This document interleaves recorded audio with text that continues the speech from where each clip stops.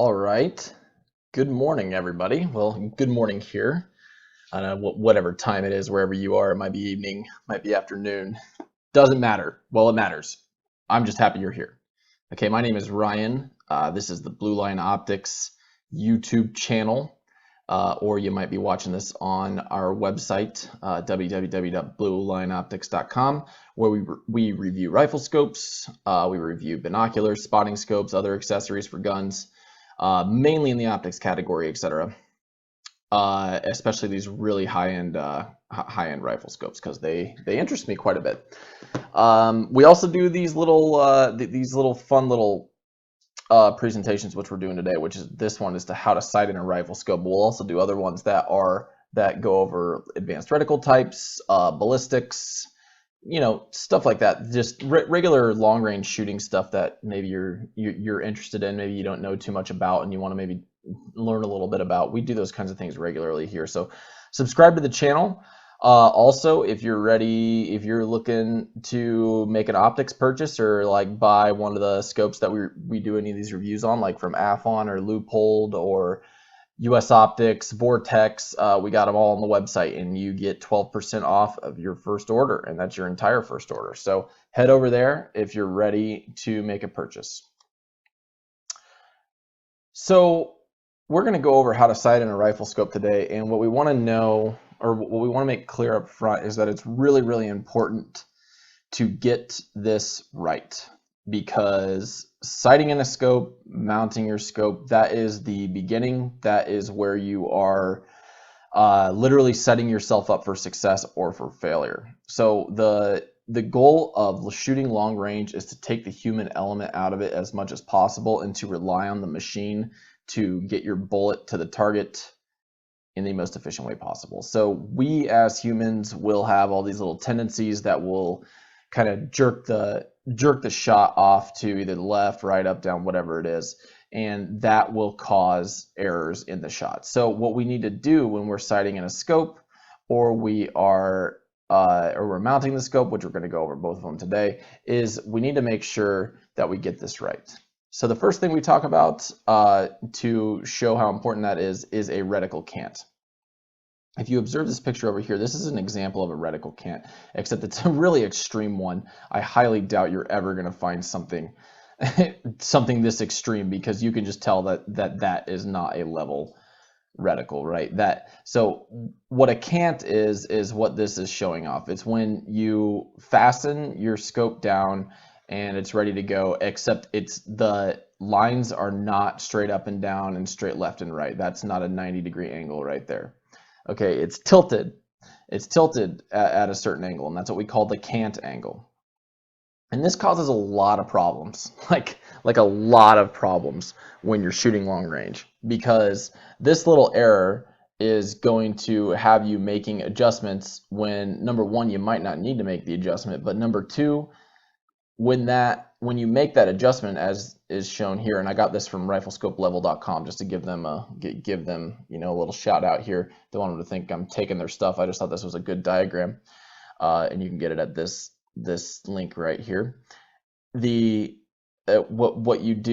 What happens when you make that adjustment is that you're not actually making an up-down adjustment, right? You're making an adjustment that's actually going to go to the left and down. So if you think that you need to adjust your rifle scope up and you adjust it up, if you have a cant, it's not going up, it's going to the left and down.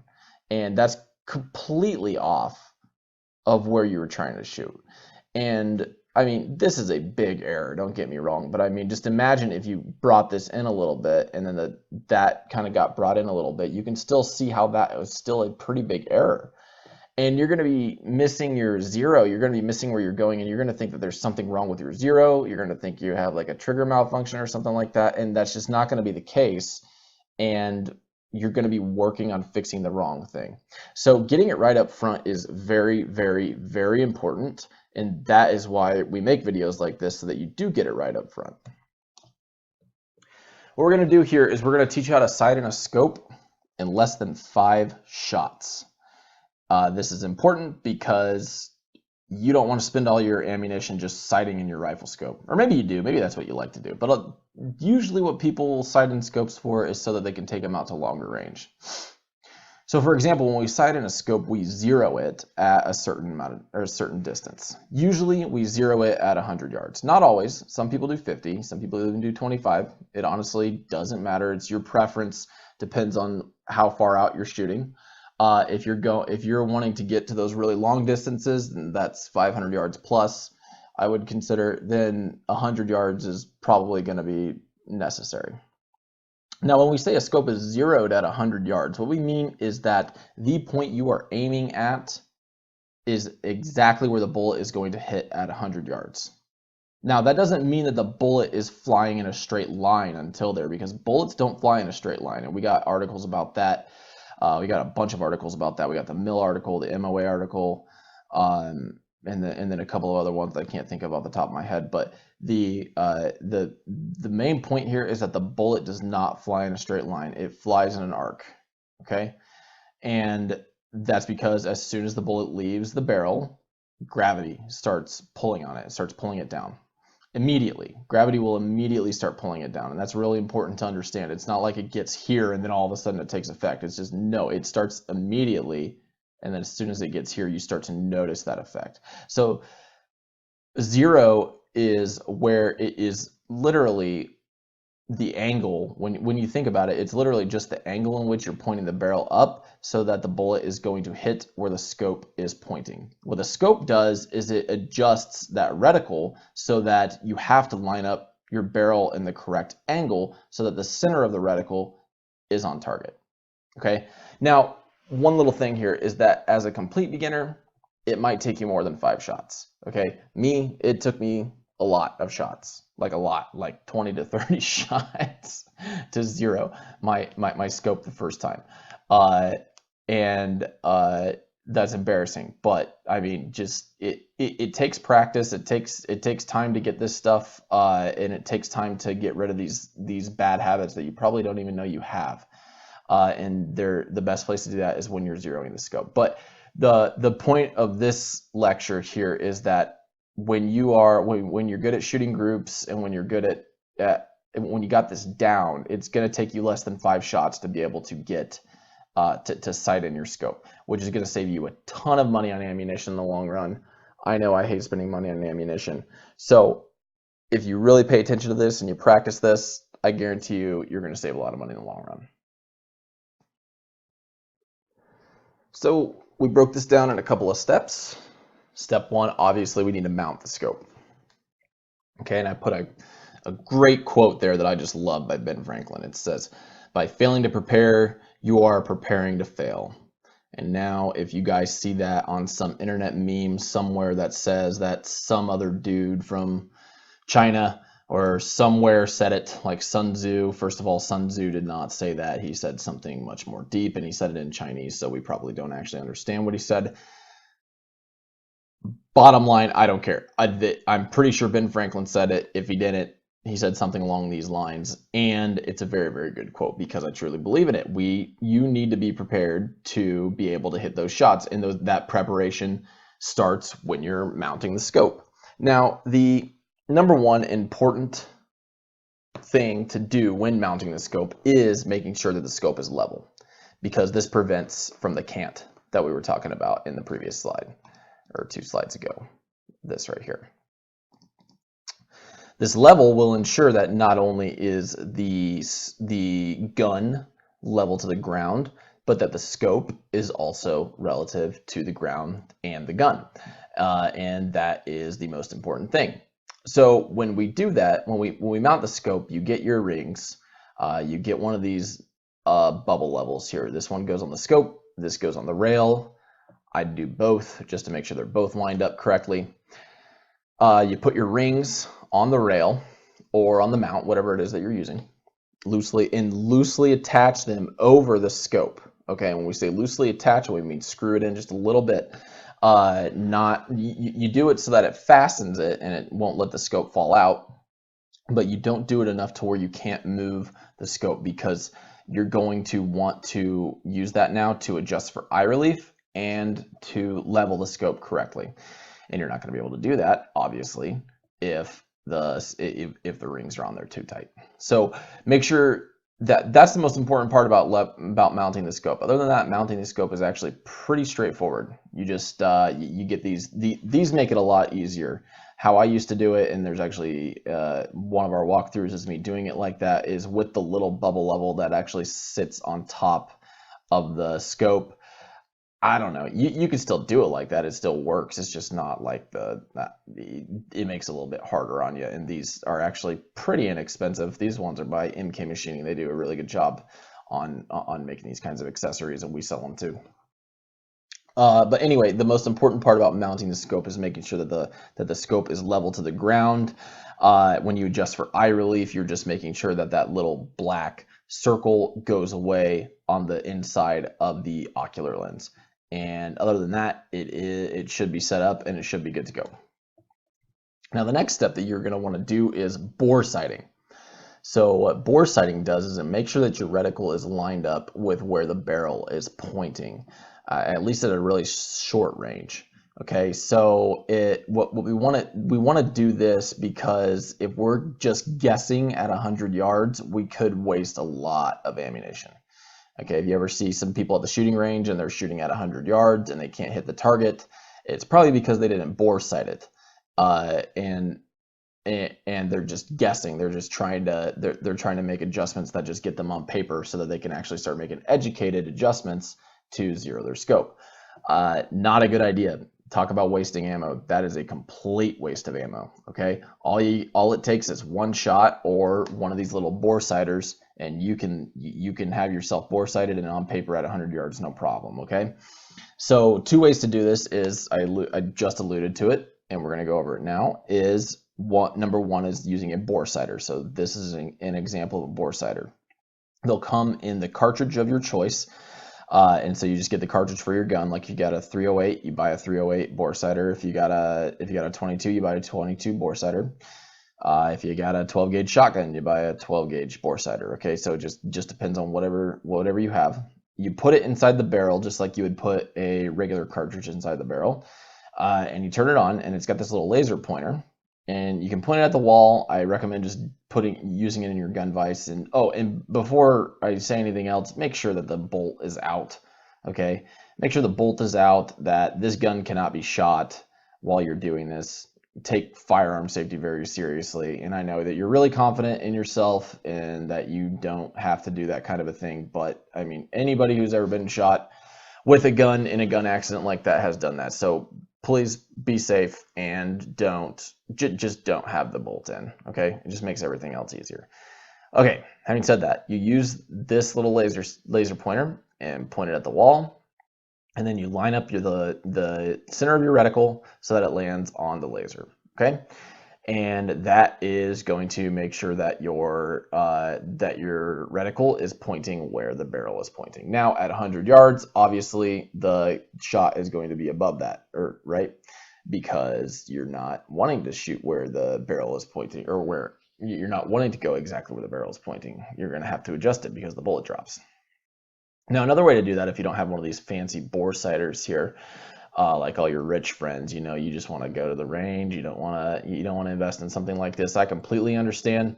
All you got to do is make sure you can get on paper at somewhere between 10 to 25 yards. Okay, it doesn't really matter which one. I usually do 25 yards, and I actually don't use a bore sighter. I do the 25-yard thing. I don't really care about buying a bore sighter. It might be cool, but whatever. I just get on paper at 25 yards. And by getting on paper, I mean you just make sure that when you shoot, it hits. Okay, and if it's going towards the now this is the key to bore sighting at 25 yards, is that if it's going towards the outside edges of paper, okay, because it's much more likely that you're going to hit inside the paper at 25 yards, because your mil and your MOA are a lot less than what it is at 100 yards. You get what I mean on that. Watch the lecture on mil and MOA if that didn't make any sense. If it's towards the edges, then you got to make some adjustments, right?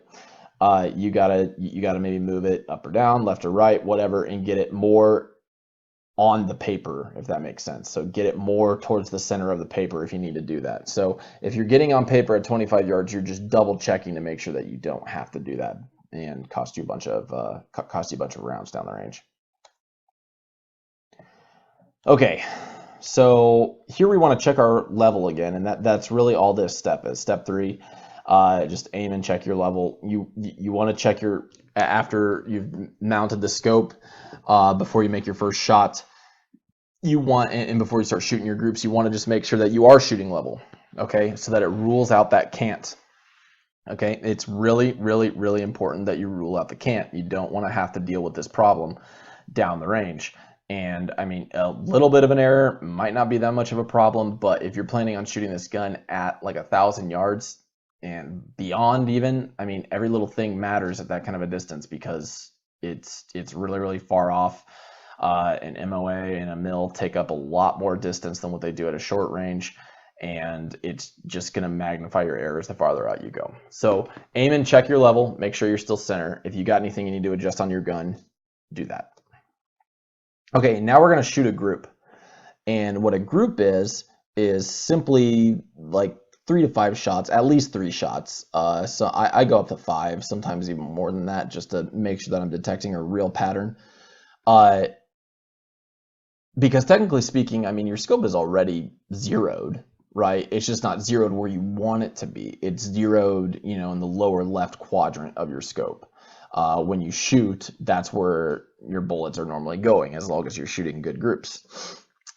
Now, we shoot a group because, you know, anybody could randomly just like shoot one shot and have it hit the bullseye, right? And if you do that and you think your scope is zeroed and it was an accident, because maybe you jerked the trigger in the right way instead of in the wrong way, you jerked it in the right way instead of not jerking it at all, and it just hit the center for some reason, you know, you're going to think you're on zero.